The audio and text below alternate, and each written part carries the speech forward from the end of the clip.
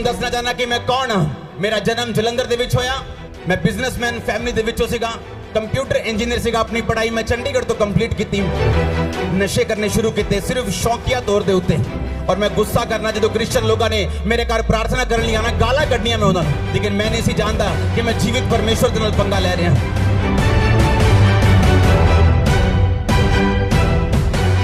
तो बाद एक कुत्ते ने मैनू कट्टिया और मैं मेंटली अपसेट हो गया। परमेश्वर के घर दे विच गया, बीमारियां गईयां, शराब गए, नशे गए। परमेश्वर ने मैनू आजाद किया और उससे आजादी की गवाही देने लई अज दे विच मौजूद हां। हालेलुया। जोर से हालेलुया बोलो, जोर से। उठाओ अपने हाथों को एक बार फिर से। अपने लिए प्रार्थना करो कि परमेश्वर आज इन गवाहियों को सुनने के द्वारा और इस वचन को सुनने के द्वारा मेरा विश्वास बढ़े। जोर से बोलो हालेलुया। सुनो सुनो मेरी बात। आप मुझे देख रहे हैं, मैं एक विश्वास का प्रोडक्ट हूं। मैं विश्वास की पैदावार हूं। आप समझ रहे हो? मैं समझाता हूं कैसे। 2004 में जब मैं परमेश्वर में आया, क्योंकि 2003 में 2002 में मैं अपनी पढ़ाई को पूरा करके जलंधर वापस आ चुका था। मेरे दादाजी इनकम टैक्स ऑफिसर थे जलंधर में, और अलग अलग पंजाब में उनकी पोस्ट होती थी। जब उनको कैंसर हुआ तो मेरे घर वालों को किसी ने बताया कि जाओ, ये क्रिश्चियन लोग जो हैं ये प्रार्थना करके कैंसर ठीक करते हैं। मैंने इंटरेस्ट नहीं दिया बिल्कुल भी, और मेरी फैमिली जो है वो मेरे दादा के लिए प्रार्थना करवाने जाती थी। मेरे दादाजी की फैमिली ने फेथ नहीं किया परमेश्वर के ऊपर। और उसके बाद थोड़े समय के बाद जब मेरी अपनी फैमिली, मेरे फादर और मदर चर्च जाने लगे, किसी एक छोटा सा ग्रुप होता था, तो मैं गुस्सा करने लगा, ये बोलने लगा कि आप लोग क्रिश्चियन मत बनो, क्रिश्चियन जो है कुछ नहीं है। देखो 24 घंटे मेरे मंदिर में चीजें चलती थी और मैं बोलता था कि नहीं, क्रिश्चियन नहीं बनना, ये धर्म बदलते हैं लोग, ये ना जानते हुए कि प्रभु यीशु मसीह जो है वो धर्म नहीं, वो जीवन बदलते हैं। आमीन।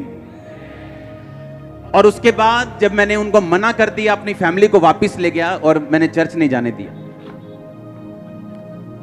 2004 में मुझे कुत्ते ने काटा और मैं मेंटली अपसेट हो गया। अटैक होने शुरू हो गए। डॉक्टर्स के बाद डॉक्टर, जिन पे मुझे मान था, सब जगहें, सब चीजें, सब जगह घूम लिया और सुसाइड करने वाला था जिस दिन, सारी अकड़ निकल चुकी थी। धर्मों के बारे में बात करना बंद कर दिया था। कुछ नहीं मैं करता था, सिर्फ सुसाइड करना और हैवी डोज नशे की लेके स्पेशल सुल्तानपुर साइड से नशा लेने जाना और स्पेशल नशा करना ताकि मैं नशे में रहूं और मुझे अटैक ना हो। अपनी छत पे चढ़ जाना और मेरे भाई ने वहां पे आना और मैंने उसको देखना, और जब नीचे चले जाना तो मैंने रोना कि मैं इनके सामने अब नहीं रहूंगा क्योंकि मैं सुसाइड कर लूंगा और मैं इनको, ये मुझे मिस करेंगे सभी लोग।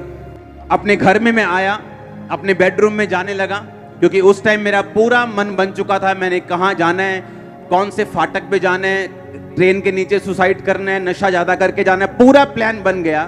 और एक हिंदू व्यक्ति अपनी पत्नी के साथ मेरे बेडरूम में बैठा था।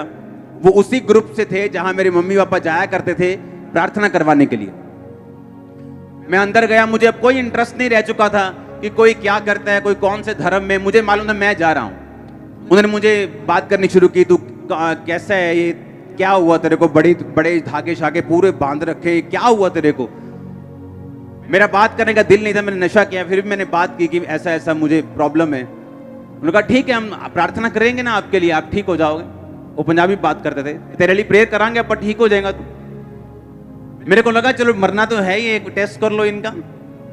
आप इमेजिन करो, रात के 8 बजे बाइक पर, मेरे पास बाइक होता था पैशन, रात को 8 बजे बाइक पर नशा करके मैं उनका घर देखने गया जहां वो चर्च लगाते थे। और नशा किया हुआ अंदर में गया और मेरे सिर पर हाथ रख के प्रार्थना हुई। और पहली प्रार्थना में जो मुझे करंट लगा, मुझे मालूम था कि कुछ तो है। ये मालूम नहीं था कि ये जीवित परमेश्वर है, ये एकमात्र परमेश्वर है, ये सब कुछ कर सकता है। क्योंकि हम जिन जगहों से निकले, हमारी कोठी है ब्यास में, जहां पर सब बहुत बड़ा सत्संग होता है, वो हमने उनको दे दी थी और उन्होंने हमें बाहर जगह दे दी थी। हम वहां के परमानेंट मेंबर्स थे, हर जगह हमारा रोल था। एक्टिव रिलीजियस खानदान से हूं मैं, एक्टिव। ऐसा नहीं था कि हम परमेश्वर को मानते नहीं थे, नो, एक्टिवली मानते थे सबको। जहां मैं पढ़ता था वहां सब मेरे 90% दोस्त सरदार थे, तो उनके साथ में जगह जाता था, हर जगह, हर चीज मुझे मालूम थी। लेकिन इस बीमारी ने और इस मुसीबत ने, जब असली में मैंने हल ढूंढा, मुझे इतना तोड़ दिया। क्योंकि अगर मैं ना टूटता, मैं उसी घमंड में रहता। क्योंकि धर्म इंसान ने बनाया, यीशु मसीह ने कोई धर्म नहीं बनाया, परमेश्वर ने कोई धर्म नहीं बनाया। उसने नहीं कहा तू ईसाई बन जा, उसने नहीं कहा नहीं पहले अपना नाम पीटर रखेगा तो मैं तुझ पे दया करूंगा, अपनी कास्ट चेंज, उसने कुछ नहीं कहा। और जब मैंने बाइबल पढ़ी तो उन्होंने कहा कि पूरी बाइबल में ईसाई धर्म नाम का शब्द तक नहीं। अगर तू बाइबल पढ़ेगा तो तू होगा और परमेश्वर होगा, तेरे गुनाह होंगे, पाप होंगे, जिसकी वजह से तू मुसीबत में है। तूने विरोध किया परमेश्वर का, तूने गालियां दी परमेश्वर को, और तूने कहा कि मेरे घर में ये क्रिश्चियन लोग एंटर नहीं करने चाहिए, मुझे बुरे लगते हैं लोग। और परमेश्वर तुझको ढूंढ रहा है और तुझको वो पुकार रहा है, तुझ पे दया कर रहा है। और पहले दिन की प्रार्थना के बाद मुझे समझ आ गई थी कि परमेश्वर है।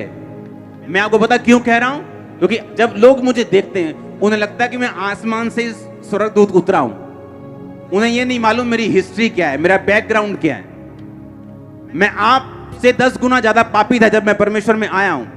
अब परमेश्वर में मैं आ गया, मैंने उनका घर देख लिया, उसके बाद प्रार्थना करवाई।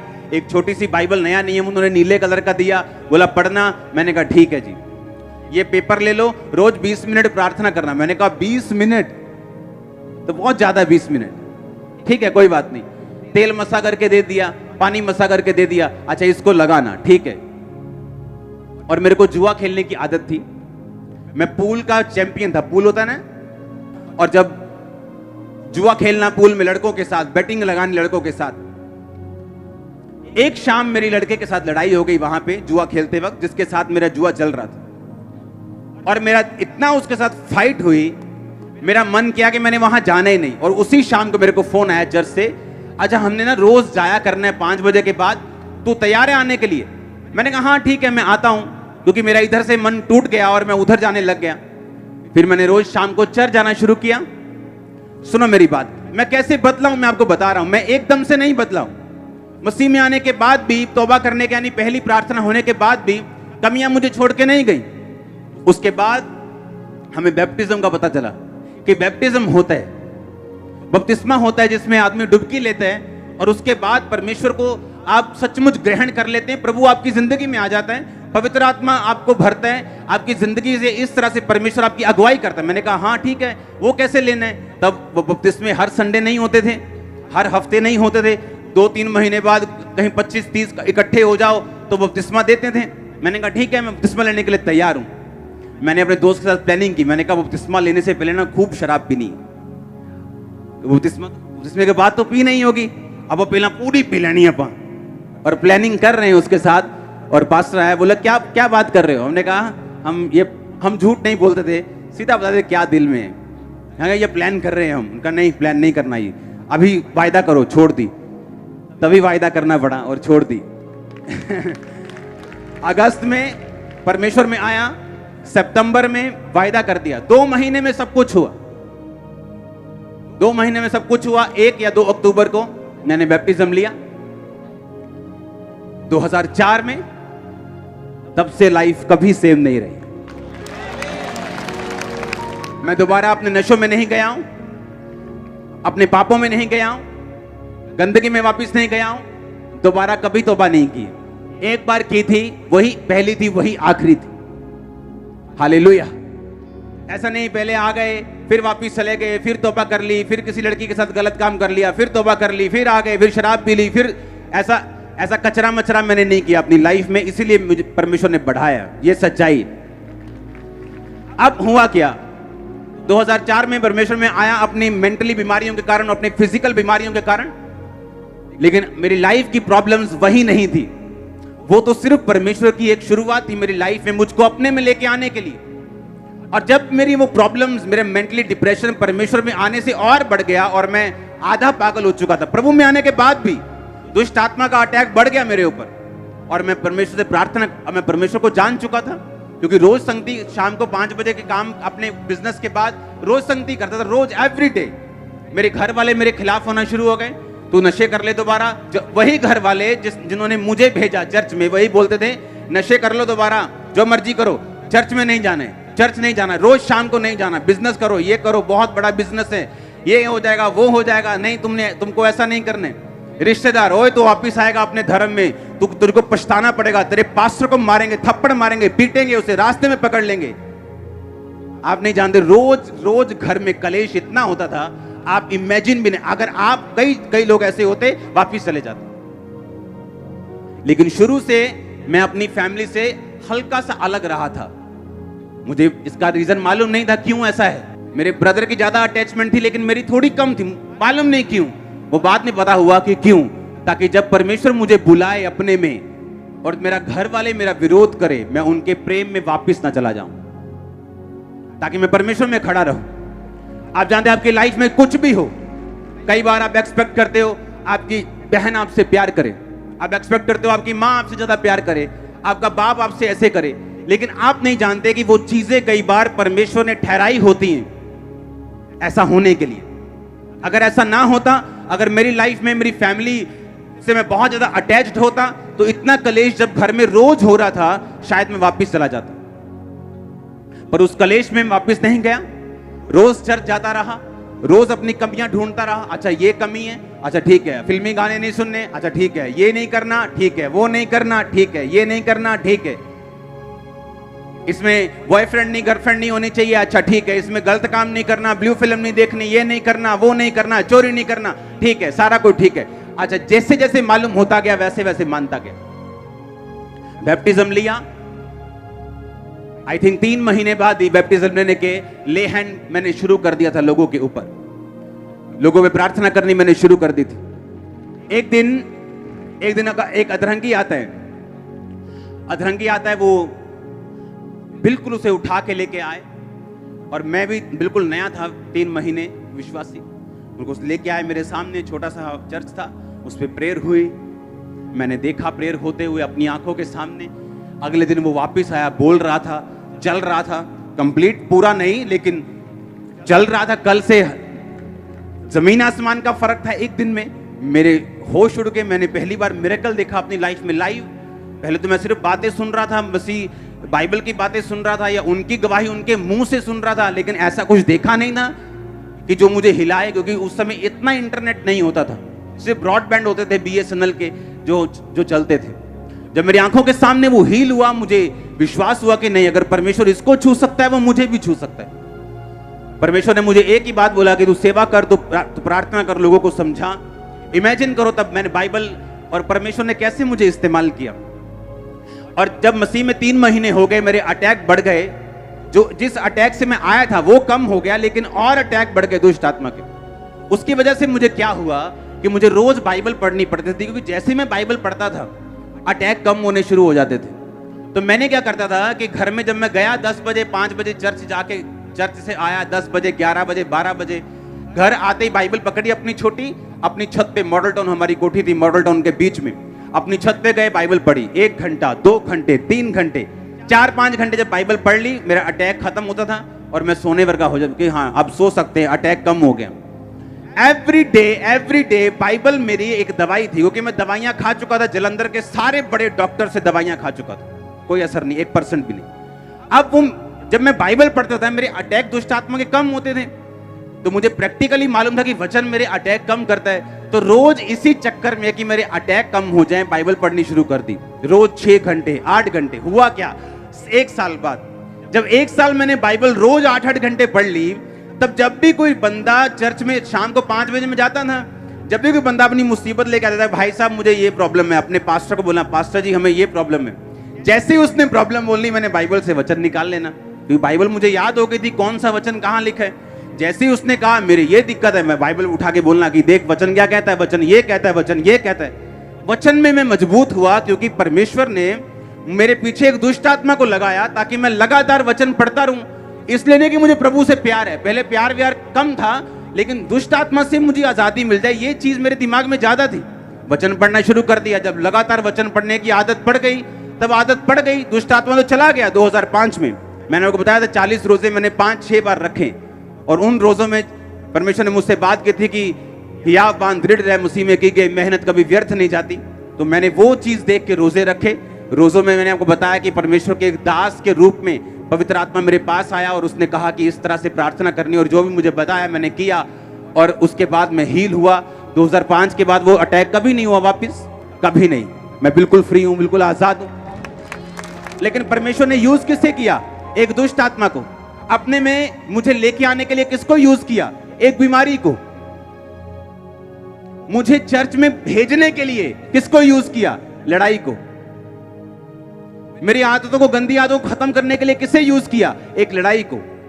और साथ मसीह भाइयों के प्यार को, क्योंकि वो मुझे कॉल करते थे कि चलो आओ सेवा करते हैं, चलो आओ उधर चलते हैं, चलो आओ उधर चलते हैं। और इस तरह से धीरे धीरे धीरे मैं परमेश्वर की ओर खींचा चला गया। उसके बाद जब मैंने देखा लोगों पे ले हैंड होते, लोगों को हील होते, मैंने खुद ले हैंड करना शुरू किया और खुद लोगों को हील होते देखा अपनी आंखों के साथ। मैं डॉक्टर के पास गया एक दिन, 2005 की बात है। मैंने कहा डॉक्टर साहब मुझे पेट की दवाई खाते इतनी देर हो चुकी है, मैं थक चुका हूं।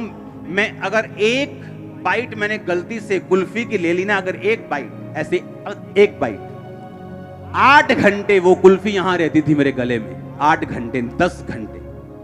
अगर एक चम्मच मैंने दाल खा ली, अगर उसमें अगर हल्की सी मिर्ची है, तो वो एग्जैक्ट टेस्ट यहां गले में मेरे 8 घंटे 10 घंटे रहता था। और मैं प्रभु से बोलता, प्रभु मार दे, इससे अच्छा ये है कुछ नहीं खा सकता, दाल बिना नमक, बिना मिर्ची। और मैं एक दिन फिर मैं डॉक्टर के पास गया। मैंने बोला, मैं कहा यार बहुत बुरा हाल है, कितनी देर का दवाई खानी पड़ेगी? उसने कहा मेरे पास पेशेंट्स आते हैं 12-12 साल से खा रहे हैं, तुम पूछी मत, बस खाई जा बस। और उन्हीं दिनों में एक बंदा रहता है यहां पे जलंधर में, बस्तियों की तरफ, वो मेरे पास आके बोलता है कि मेरे पेट में एक रोग है, मैं कुछ भी खा नहीं सकता, दवाइयों से हल नहीं होता, आप मेरे लिए प्रार्थना करो। उस पे प्रार्थना की, सेम डे हीलिंग। उसने जाके कहता मैंने मछली खाई, क्योंकि वो यूपी की साइड के है। सुना मेरी बात, और मैं प्रभु से कह रहा हूं परमेश्वर ये सेम बीमारी मुझे और इसको नहीं पता, और मैं इस पे प्रार्थना कर रहा हूं, ये हील हो चुका और मैं ऐसे ही हूं। कुछ नहीं हुआ, ऐसे चलता रहा, डॉक्टर के पास जाता रहा। एक दिन जब मैं डॉक्टर के पास से वापिस आ रहा था, आप इमेजिन नहीं करोगे मेरी लाइफ कैसे थी। उसने कहा 12 साल से पेशेंट दवाई खा रहे हैं, तू ज्यादा मत सोचा कर। और मैं हैरान हो रहा हूं कि परमेश्वर मैं तेरी सेवा करता हूं, मैं लोगों पे ले हैंड करता हूं, लोग हील होते हैं और मैं बीमार हूं। जब उस डॉक्टर ने इतनी बात बोली कि 12 साल, मैंने बाहर आया हॉस्पिटल से, मैंने गुस्से से दवाई फेंकी, मैंने कहा मैंने नहीं खानी, कुछ भी हो जाए। अब इमेजिन करो, मुझे नहीं मालूम था कि मेरी प्रार्थना सुनी जा रही। परमेश्वर का थैंक्स करता रहा। इंस्टेंट हीलिंग हुई मुझे, इंस्टेंट हीलिंग, और मैं हील हुआ। मेरा फेथ बढ़ा। मैंने कहा अब आया मजा, अब बताऊंगा मैं। सुनो, फिर लोगों, क्योंकि जैसे जैसे आप प्रभु में बढ़ते जाते हैं ना, आपका विश्वास बढ़ता जाता है, आपका फेथ बढ़ता जाता है। क्योंकि पहले तो प्रभु शेर मारेगा आपसे, फिर भालू मारेगा, फिर गोलियत मारेगा। आप समझ रहे मेरी बात के नहीं? वो शेर भालू का टाइम था मेरा, गोलियत का टाइम अभी नहीं आया था। वो शेर भालू मार रहा था प्रभु कि देख मैं तुझे कैसी बीमारी से निकाल रहा हूं। डॉक्टर जवाब दे चुके, देख मैं तेरे द्वारा हील भी कर रहा हूं और तुझे भी निकाल रहा हूं इन बीमारियों से। तब मेरा विश्वास बढ़ना शुरू हुआ सेवकाई के लिए। एज ए बिलीवर मेरा विश्वास इतना था कि मैं हील हूं चाहे ना हूं, मैं मरना जीना सब परमेश्वर में, ये पक्का था।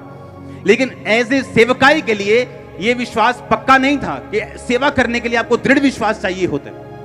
लोगों ने टेस्टिमनी देनी शुरू की, गवाहियां आनी शुरू हुई, प्रोफेटिकली परमेश्वर ने मुझसे बात करनी शुरू की, और परमेश्वर मुझे तैयार करता रहा। मुझे नहीं मालूम था मैंने खामरा में आना। आप जानते हैं, इसी खामरा में, इस मिनिस्ट्री से शुरू होने से कई साल पहले हमारा गोडाउन था यहाँ पे किराए पे पीछे, और हमें मालूम नहीं था कि मैं यहाँ पे आऊंगा। गोडाउन था सैनिटरी का, टाइल्स का।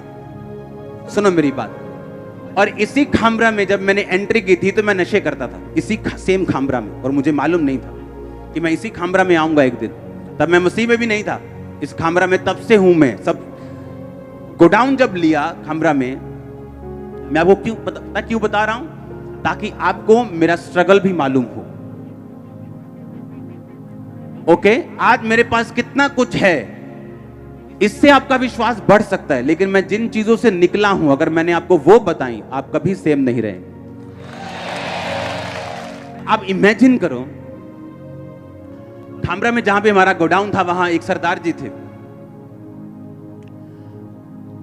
वो रोज शाम को, जो आम लोगों के घरों में होता है, थोड़ा पैक लेना, ये लेना, वो लेना। एक दिन मुझे मालूम हुआ कि ये उन्हीं दिनों की बात है जब मुझ पे दुष्ट आत्मा के अटैक होते थे और मैं मसीह में नहीं था। मुझे मालूम हुआ कि उनको हार्ट अटैक हुआ। अब इमेजिन करना, मुझे उसी टाइम अटैक हुआ जैसे मैंने वो बात को सुना।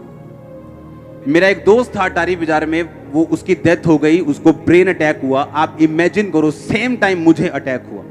मुझे ऐसा लगता था कि मैं किसी भी दिन मर सकता हूं, किसी भी सेकंड मेरी नाड़ियां फट सकती, कुछ भी हो सकता। ऐसे मैंने सहा है, और ये सारा टॉर्चर परमेश्वर कर रहा था, और मुझे मालूम नहीं था कि मैंने कौन सी मुंह से बात निकाली है और यीशु मसीह को पसंद नहीं आई, और वो अपनी महिमा के लिए अब मुझे खींच रहा है। मुझे मालूम नहीं था। हालेलुया। आप इमेजिन करो, उन दिनों में जब मैं परमेश्वर में आ गया, फिर मैंने बीमारियों से शिफा ले ली, कुछ बीमारियों से आजादी मिल गई, नशों से आजादी मिल गई, रोगों से आजादी मिल गई, बिजनेस बढ़ने लग गया, क्योंकि उस समय अपने बिजनेस से मैं परमेश्वर के काम करता था, कोई ऑफरिंग नहीं, कोई कुछ नहीं। उसके बाद जब 2007 में ये गोडाउन चला गया, हम कहीं और थे। उसके बाद हम खामरा में ऐसे ही मेरे मम्मी पापा घूम रहे हैं, और वहां एक बोर्ड लगा था कि गोडाउन किराए के लिए खाली है। मेरे मम्मा पापा ने बात की कि हमें, हमारा बिजनेस बहुत बढ़ चुका है, तो हमें गोडाउन चाहिए बड़े बड़े। उन्होंने कहा ठीक है, आप हमारा गोडाउन ले लो। तब हम खामरा में आए 2007 में। 2007 में मैं यहाँ पे आया। जब हमारा यहाँ पे गोडाउन होता था खामरा में, तब हम मॉडल टाउन शायद रहते थे। सिर्फ गोडाउन यहाँ पे था, क्योंकि हमारा बिजनेस बहुत बढ़ चुका था। अब 2007 में जब मैं यहाँ पे आया, अब इमेजिन करो, अभी भी मेरी लाइफ की मेजर प्रॉब्लम्स हल नहीं हुई थी, अभी वैसी ही थी। जो प्रॉब्लम तो परमेश्वर ने डाली थी, अभी वही हल हुई थी। लेकिन मुझे ऐसा लगता था कि मेरी लाइफ में जो इतनी बड़ी प्रॉब्लम्स हैं, मेरी लाइफ में जो और बीमारियां हैं, ये खत्म नहीं हो सकती, इनका कोई इलाज नहीं है, इनकी कोई दवाई नहीं।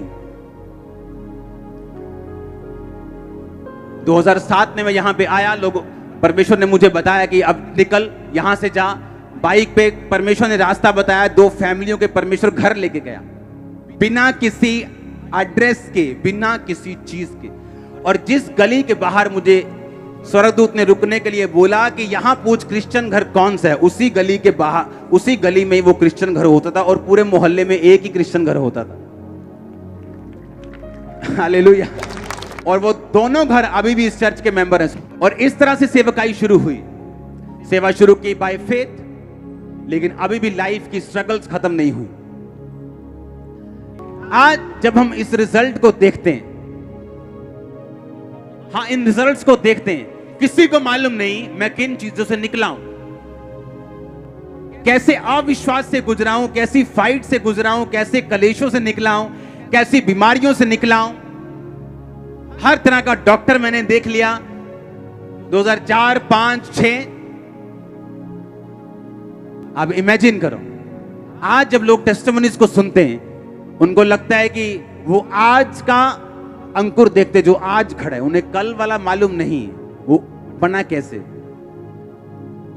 वो ऐसी फाइट थी मैं प्रभु को बोलूंगा कि तू दोबारा कर सकता है, मैं बोलूंगा नहीं, मैं दोबारा नहीं कर सकता। वो फाइट ऐसी थी, लेकिन बाइबल कहती तूने जो मुझसे प्यार किया मैं तुझे छुड़ाऊंगा। सालों साल मैं गया हूं हुजूरी में, सालों साल प्रार्थना की, तब भी कहीं उत्तर नहीं मिले। तो क्या किया? कुछ नहीं किया, सेवा बढ़ाई, काम बढ़ाया, और प्रभु ने उत्तर दिए। आज मेरी लाइफ में एक भी मसला नहीं है ऐसा जो अड़ा हो। आज सारे मसले हल है, और इसीलिए मैं आपके हल कर पाता हूं। मैंने देखा आपके इस लाइफ में, इस जर्नी में, कि परमेश्वर से प्यार करना बहुत इंपॉर्टेंट है।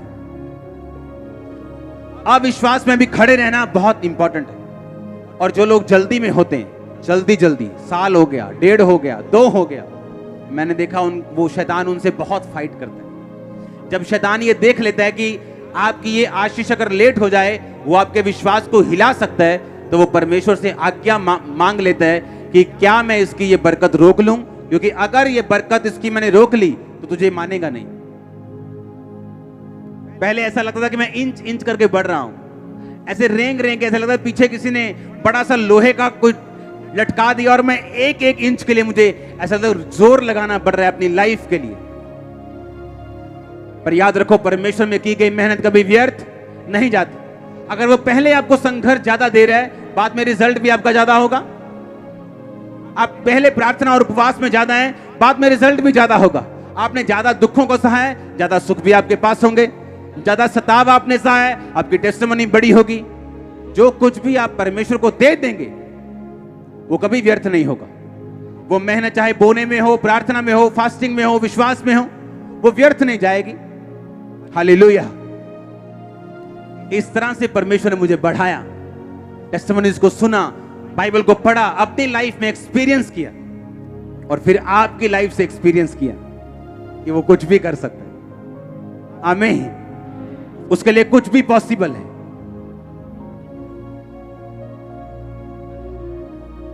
अपने हाथों को उठा, बोलो थैंक यू जीसस। फिर से बोलो ऊंची आवाज में।